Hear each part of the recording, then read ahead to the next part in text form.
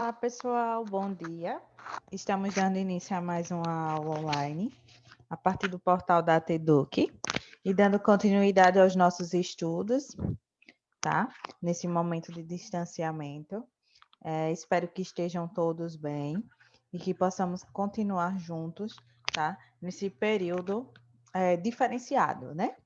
Então, hoje nós iremos continuar os conteúdos que foram programados. Esses conteúdos seriam trabalhados de uma forma presencial, mas que nós nos adequamos, né? Ainda estamos no processo de adequação para esse momento interativo mais online, né?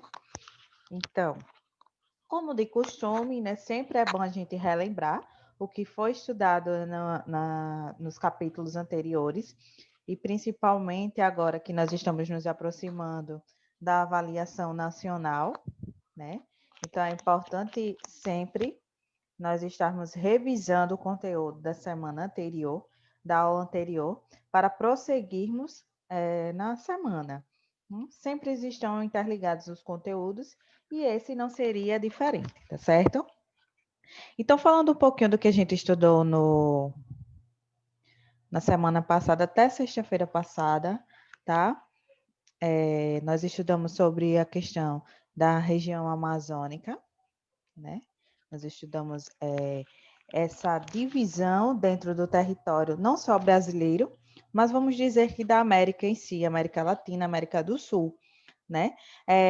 Muitos até questionaram no processo de aprendizagem que existe muita diferenciação entre os tipos de regiões, né? A região geográfica norte é uma coisa, a região geoeconômica é outra, a região geográfica é outra, né? As regiões tidas como essa forma já é de outro tipo. Então, nós nos remetemos apenas à região amazônica, né?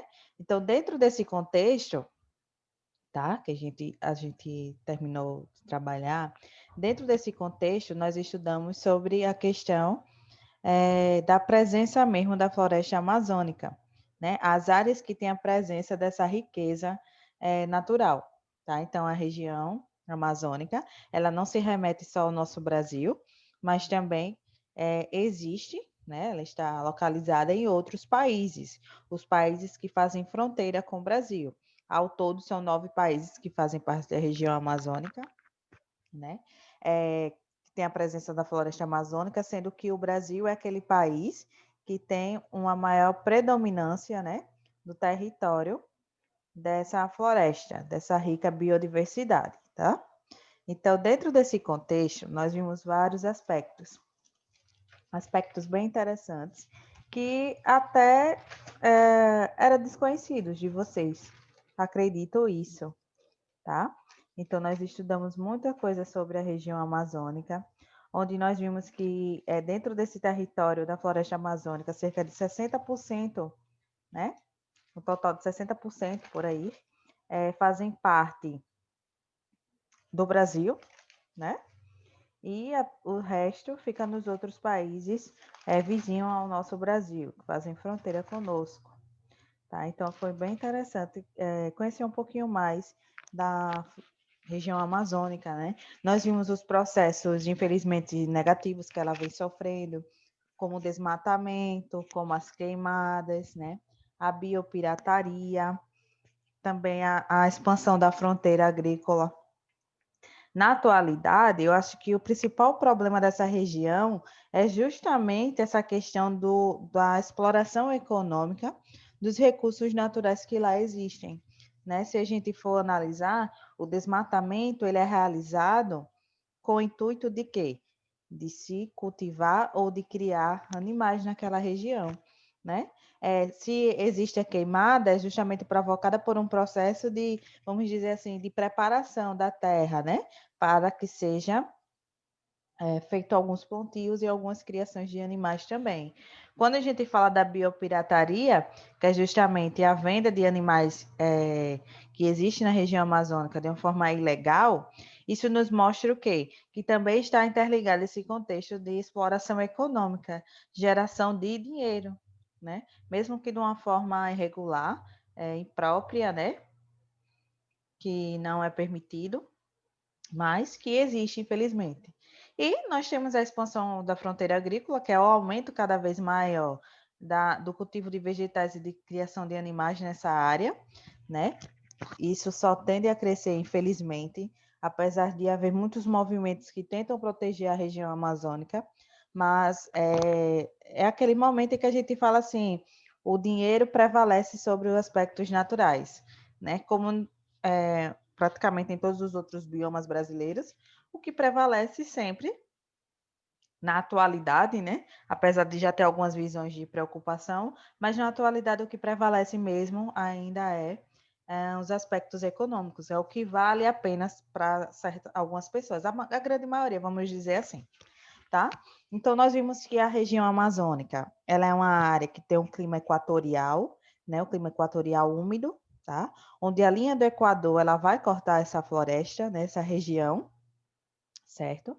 Então, nós vimos também que dentro da região amazônica, ela não se remete só dentro do território brasileiro, não só a região norte, mas também pega uma parcela da região nordeste e uma partezinha também da região centro-oeste, né? Então, nós já podemos dizer que ela se delimita só à região norte brasileira, tá? Então, também nós temos a região geoeconômica amazônica, que vai estar direcionado mais às características econômicas de geração de lucro existente em toda a região amazônica. E nós vimos também que existem 3 grandes cidades que têm o maior destaque, né? Pelos seus aspectos na região amazônica, que é Belém, devido principalmente à sua grande faixa litorânea. Nós também vamos ter Manaus, né, com seu grande polo industrial, por que não dizer a área mais industrializada da região geoeconômica amazônica, né? Região amazônica, porque nós sabemos que é uma área de muito pouco, de difícil acesso, né? De difícil ocupação. Então, Manaus, ela se destaca por isso, tá? E nós vimos também que a grande utilização, né? O grande transporte utilizado lá são as hidrovias, tá? Falando um pouquinho mais sobre a região geoeconômica, sobre a região amazônica, né? Nós vimos também os aspectos, desculpem, nós vimos também os aspectos naturais, tá? Então, no contexto dos aspectos naturais, nós vimos a utilização dos recursos. Então, para se utilizar um recurso, ele passa por um processo de análise, né? Principalmente pelos exploradores, onde vão analisar a quantidade daquele recurso que existe, se ele tem uma alta produtividade, né? Se ele tem uma alta geração de lucro e se isso realmente vale a pena. Então, para se utilizar esses recursos, eles passam por um processo de análise, tá, gente? Não é feito, então eu vou utilizar isso e pronto. Mas vai ver se realmente vale a pena, né? Nós temos também a questão da ocupação geográfica, como eu já tinha falado para vocês. É uma área de difícil ocupação, né? A região amazônica, tá? Devido principalmente à grande quantidade de vegetais, né? De grandes árvores muito unidas, alguns animais. Então, isso dificulta a ocupação geográfica dessa região, apesar de já estar acontecendo o processo de desmatamento, como eu já tinha falado, tá? A exploração é insustentável em grande maioria. Nós sabemos que hoje é muito se falado na utilização do desenvolvimento sustentável, né? Aí entra no contexto da exploração sustentável, que é aquela utilizar mais de uma forma consciente, né? Não prejudicando tanto o meio natural, o nosso meio ambiente, mas que infelizmente, o que acontece na região amazônica é o contrário. É uma utilização insustentável, né? Não existe a preocupação com o meio ambiente. Não existe a preocupação em utilizar e repensar, né? E refletir sobre essa utilização e recuperar, vamos dizer assim, tá? Um dos conteúdos do 6º ano, eu acho que provavelmente vocês estudaram ano passado, a questão do desenvolvimento sustentável, né? Que nós temos que praticar os 5 R's, onde você tem que repensar, reduzir, reutilizar, né? Reciclar, tá? Então, são coisas que nós temos que praticar para se pensar, né? Ter uma consciência mais nítida da situação do nosso meio ambiente, do nosso meio natural. Mas, infelizmente, na região amazônica acontece o contrário, não existe essa preocupação, tá? Então, dentro do contexto, nós vimos que também na região amazônica nós temos uma diversidade de recursos naturais, né? E dentro dos recursos naturais que nós estudamos foi os recursos minerais, que muitas vezes, por muitas pessoas, é pensado como não ser algo natural, né? Uma pedra de ouro, vamos dizer assim, quando vocês poderiam pegar assim, né, analisar, vocês poderiam ter ideia que aquilo não era natural, mas aquilo ali é extraído totalmente do meio natural, né? Por um processo de exploração daquela área, tá? Então, nós temos a Serra dos Carajás, que até hoje, né, está em funcionamento, onde é a maior produtora de ferro do Brasil, né? E uma das maiores do mundo na produção e extração do minério de ferro, tá? Então, a Vale, né, que é uma das grandes empresas minerárias aqui do Brasil, ela é responsável pela exploração dessa área, né, desse recurso, e tem alguns projetos também de recuperação da área. Então, nós já temos uma outra visão. Quando a gente fala no ouro, nós temos a Serra Pelada, que é lá no Pará, tá? Infelizmente, já houve uma exploração tão desordenada, tão exagerada, que hoje não se encontra mais com facilidade do que acontecia, vamos dizer, 15 anos atrás, o ouro, né? Os garimpeiros, aquelas pessoas que iam trabalhar na exploração, na procura desse ouro, né? Existem alguns que ainda vivem lá com a intenção, né? Com a ideia que ainda irão encontrar, mas que infelizmente não vão. E muitos desses garimpeiros não ficaram ricos, né? Eles não souberam utilizar os ouros que encontraram de forma correta ou destinaram à mão de pessoas que só quiseram explorar eles, tá? Então, a Serra Pelada, ela deu lugar, né? É uma região onde teve foi tão explorado, muitas pessoas morreram, tá? Outros perderam alguns órgãos, né? Perna, mão, dedos, porque era de uma forma muito rústica, muito sem proteção, essa exploração. Utilizavam solventes, outros materiais que prejudicavam a sua vida, né? A sua saúde. Então, dentro desse contexto da Serra Pelada, como não houve mais a exploração, houve a formação de um grande lago, vamos dizer assim, né? De uma grande... É um lago mesmo, mas que ele é muito poluído, né? A água existente ali, com cerca de 200 metros de profundidade, tá, gente?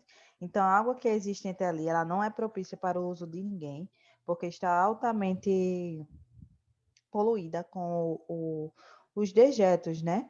Todo o dejeto utilizado na exploração para o encontro, né? Para se encontrar o minério de ouro, tá? Então, a Serra Pelada fica lá na região amazônica também. Né? Então, quando a gente fala na Serra dos Carajás, que é outra que ainda está em funcionamento, também existe o encontro do manganês, né? Existem outros também minerais que são encontrados bastante, tá? Nessa região, na região amazônica, né? Não é só, quando a gente fala em recursos naturais, não é só a diversidade de vegetais e a diversidade de animais, mas olhem só aí, um grande potencial minerário, né? Na região, tá? Por isso que foi se tratado com mais ênfase esses minerais, tá? Então vai se encontrar ferro, manganês, ouro, né? Se encontrava muito ouro, hoje não tanto mais, alumínio, entre outros, o cobre, né? Muitos minerais mesmos são encontrados na região amazônica, tá? Então vamos lá para o conteúdo em si de hoje.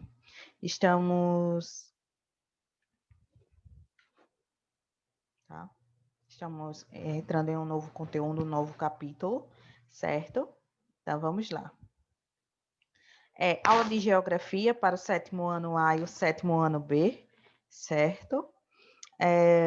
Região Centro-Sul. Então, nós tínhamos visto a região amazônica, hoje nós iremos analisar a região Centro-Sul, tá? Começar, porque o capítulo ele é bem vasto, mas vamos trabalhando de uma forma bem clara para vocês entenderem a importância dessa região. Nós vimos a região amazônica, que tem uma grande importância, principalmente em recursos naturais, né? Inconfundíveis, inquestionáveis, a importância dessa área, tá? Mas agora nós iremos entrar em outra região que nós vamos ver a importância dela, principalmente econômica, né? Um natural, infelizmente, a gente não vai ver tanto em quantidades, mas nós vamos ver mais a região em questões econômicas, tá? Então, vocês podem acompanhar no capítulo 10, tá? Do grupo 9, que fala sobre a região Centro-Sul, entre as páginas 238 a 242, certo? Então, vamos lá, ok? Professora Rosalia, Rio Largo, Alagoas. Nós temos logo aí de início, são imagens semelhantes que existem no livro de vocês, tá, gente? Eu tentei trazer algumas imagens para a gente trabalhar também, visto que chamam muita atenção, né, as imagens, e vocês conseguem adquirir um conhecimento também sobre elas, tá? Então, eu trouxe um desenho aí, né, da capital federal Brasília, que está localizado no Centro-Sul, tá? Quando a gente fala de Centro-Sul, ela vai estar abarcando a região Centro-Oeste, né, a Sul e a Sudeste, tá bom? Destacando também a importância política dessa região geoeconômica brasileira. Como eu tinha falado no começo para vocês, essa região, né, vai ser uma de grande destaque, de grande importância econômica, que juntamente vai levar a política para o nosso Brasil. Nós iremos ter a nossa capital, né, Brasília, onde estão localizados os grandes órgãos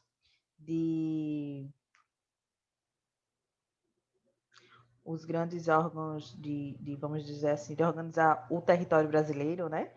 Então, é muito importante essa região mesmo.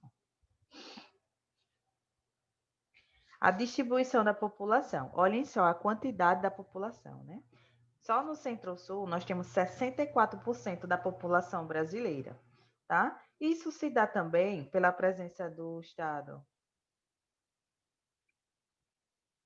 de São Paulo, do estado de Rio de Janeiro, né? Estado de Minas Gerais, que a gente vai ver mais na frente, a grande quantidade de pessoas também, né? Que está nesses estados, tá?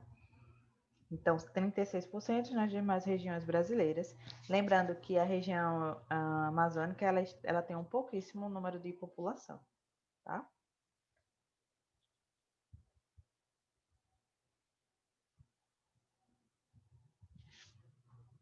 Nós temos aqui o PIB, né?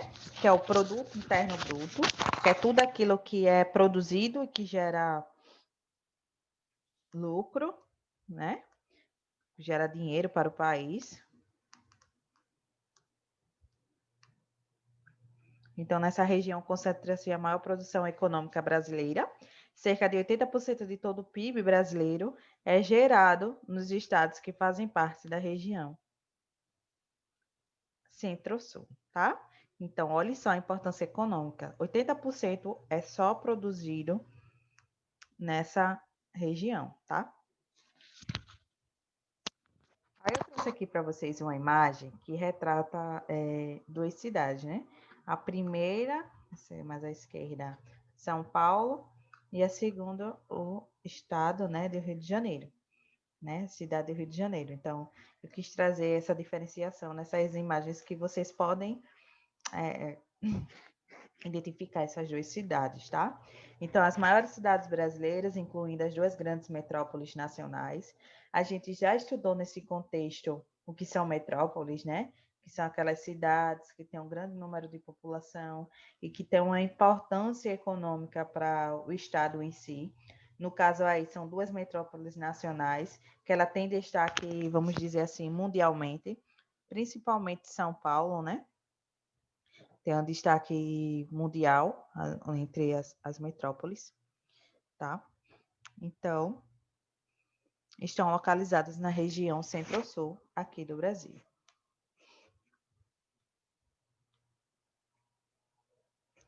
Em termos de preservação, boa parte da cobertura vegetal foi substituída pela ação humana. Dentre os biomas mais ameaçados dessa área estão, destaca-se a Mata Atlântica, que também nós temos aqui no Nordeste, tá? Que conserva apenas 12% da sua cobertura original. Mas nós temos também o Cerrado, né? O Pantanal nessa área, mas a Mata Atlântica é uma daquelas que foi mais prejudicada, tá?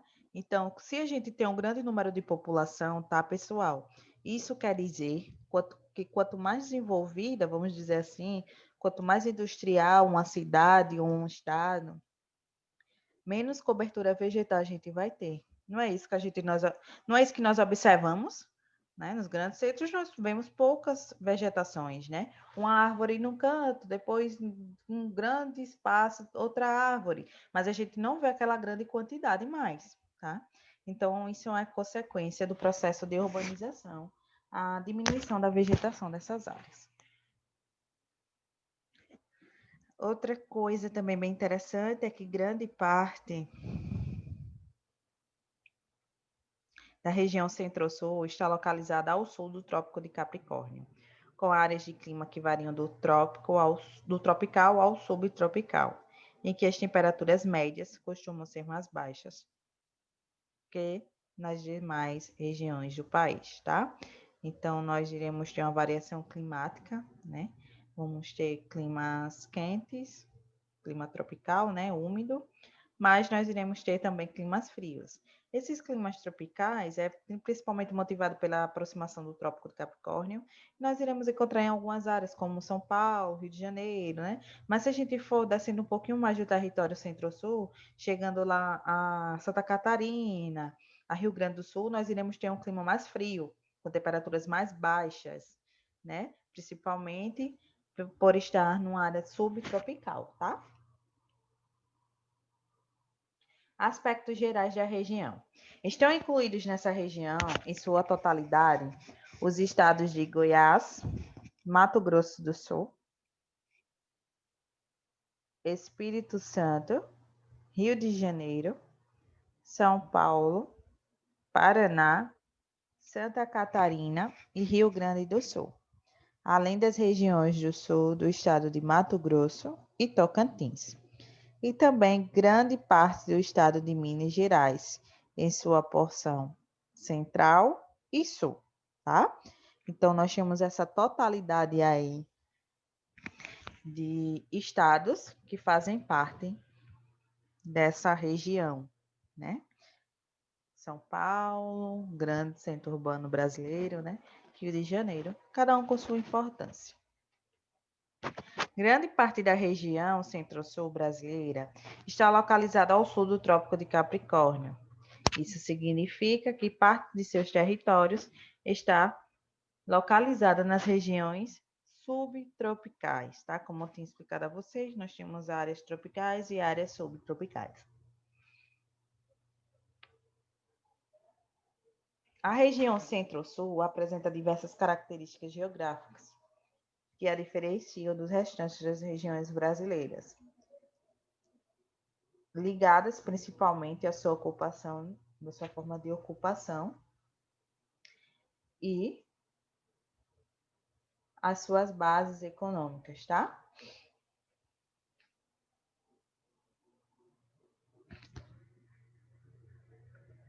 Trouxe aqui para vocês um mapa mostrando claramente os complexos regionais que existem aqui no Brasil, né? Nós vimos a região da Amazônia, né? Nós já estudamos.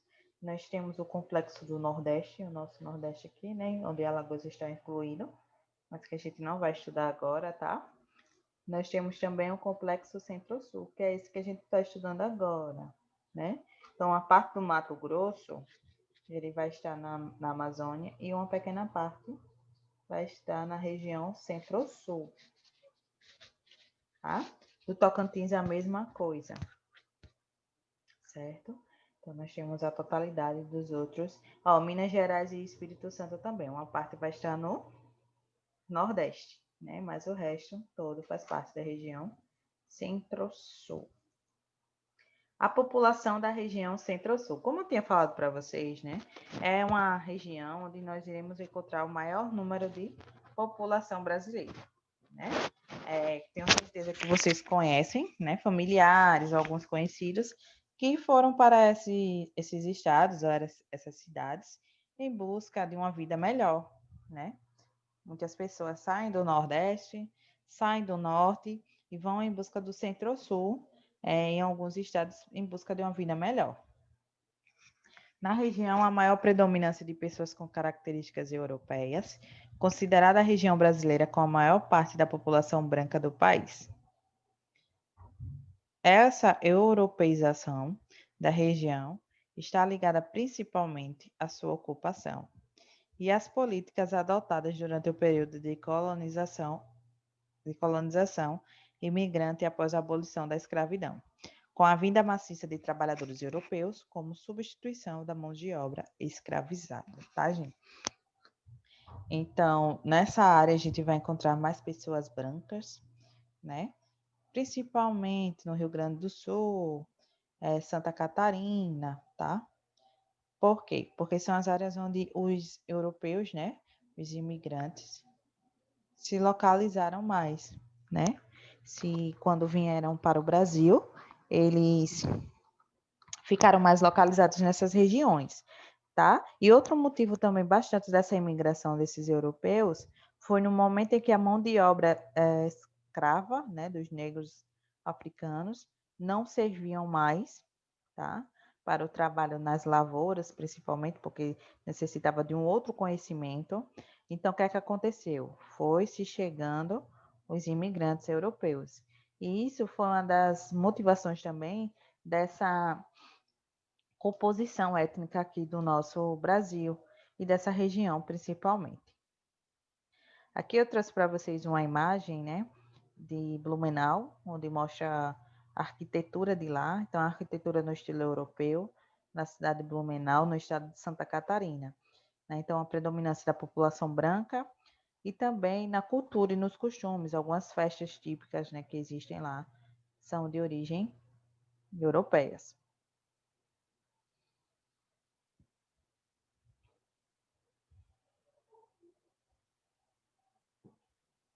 Então, aqui nós temos duas imagens, tá?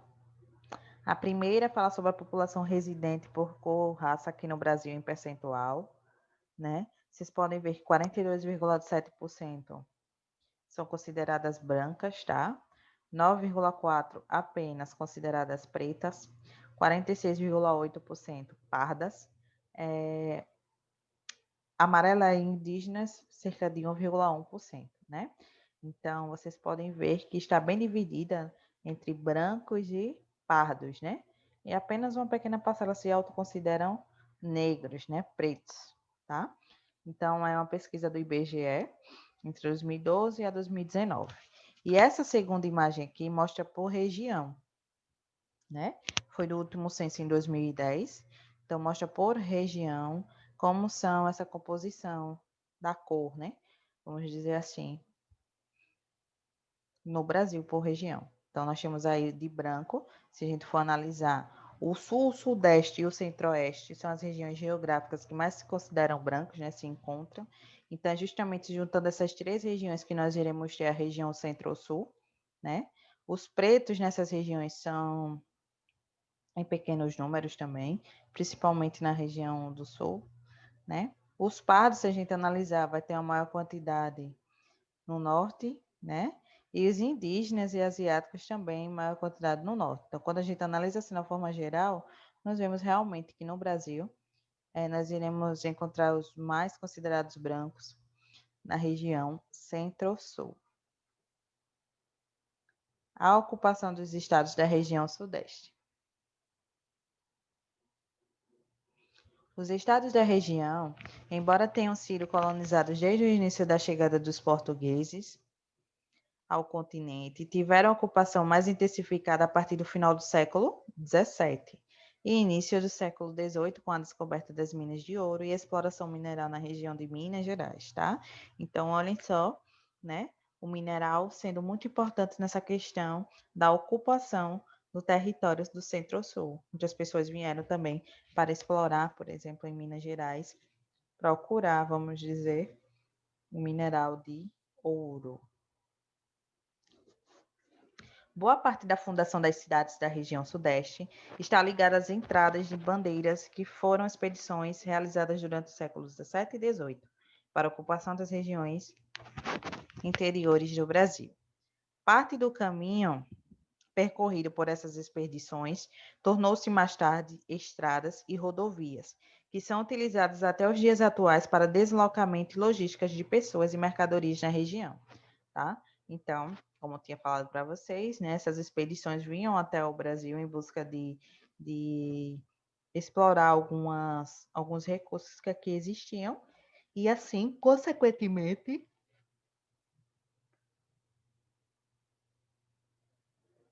foram formando essa composição, né, de cores e raças aqui da região Centro-Sul.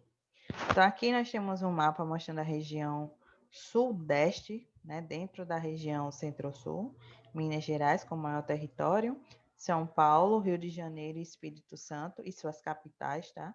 Capital de Minas Gerais, Belo Horizonte, capital de São Paulo, cidade de São Paulo, capital do estado do Rio de Janeiro, cidade de Rio de Janeiro, e a capital do Espírito Santo, Vitória. Nesses locais, a ocupação se iniciou nas regiões litorâneas e foi adentrando o interior, com o estabelecimento de diversas vilas e ocupação na costa atlântica para as fronteiras interioranas. Os estados de Minas Gerais, São Paulo e Rio de Janeiro tiveram seu crescimento populacional e econômico com base nos ciclos econômicos brasileiros, que se estabeleceram nessas regiões, o que levou inclusive à mudança da capital do país, localizada em Salvador, para o Rio de Janeiro em 1763, tá? Então sabemos que uma das primeiras capitais brasileiras foi Salvador, tá? Mas com a ocupação dessas áreas, dessa outra área, né, vamos dizer assim, do Centro-Sul, ela passou a ser no Rio de Janeiro.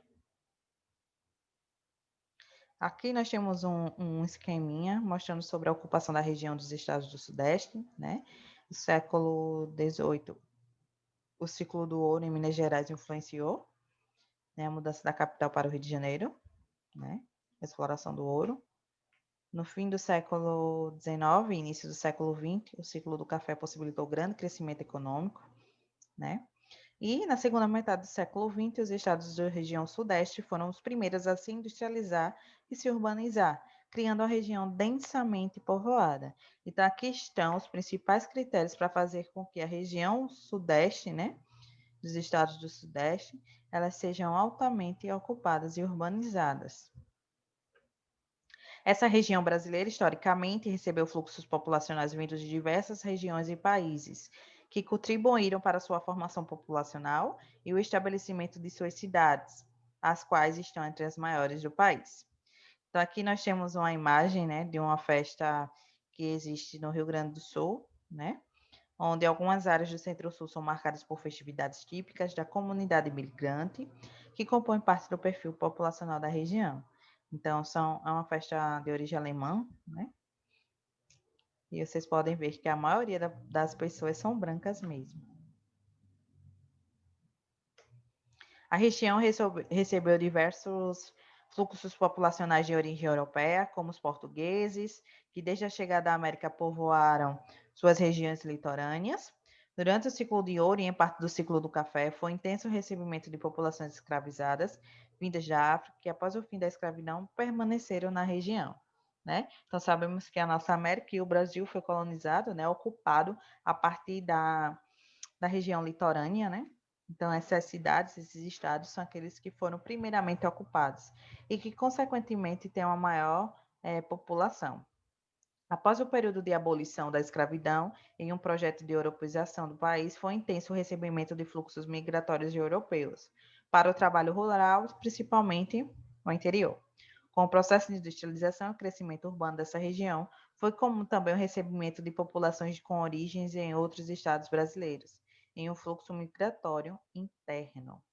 As regiões metropolitanas são aquelas consideradas mais atrativas para as populações migrantes, uma vez que apresentam maior oferta de emprego e oportunidade para o trabalho, né? Então, a região metropolitana, por exemplo, da cidade de São Paulo, é aquela região onde nós iremos ter o maior número de empregos, de indústrias, né? E muitas pessoas estão localizadas nessas áreas devido a isso. A região metropolitana de São Paulo, por exemplo, é considerada uma das regiões brasileiras que apresenta o maior percentual de população migrante. Né? Então, aqui nós temos uma imagem, tá? De outra região geográfica dentro da região Centro-Sul, né, do complexo. Então, que nós iremos estudar na próxima aula, tá, gente? Eu trouxe aqui logo o mapa para vocês já ficarem ligadinhos no que a gente vai trabalhar na próxima aula, né? Um dos aspectos da região Centro-Oeste. Centro-Oeste não, desculpem. Da região Centro-Sul, tá? Então, nós temos um mapa aí da região Sul com Paraná, né? A sua capital Curitiba, Santa Catarina, com sua capital Florianópolis, e Rio Grande do Sul, com sua capital Porto Alegre. Lembrando que a região geográfica, a região Sul, é a menor, né, dentre as regiões geográficas brasileiras, tá? Então, pessoal, nossa aula está terminando por aqui, nosso momento gravado, tá?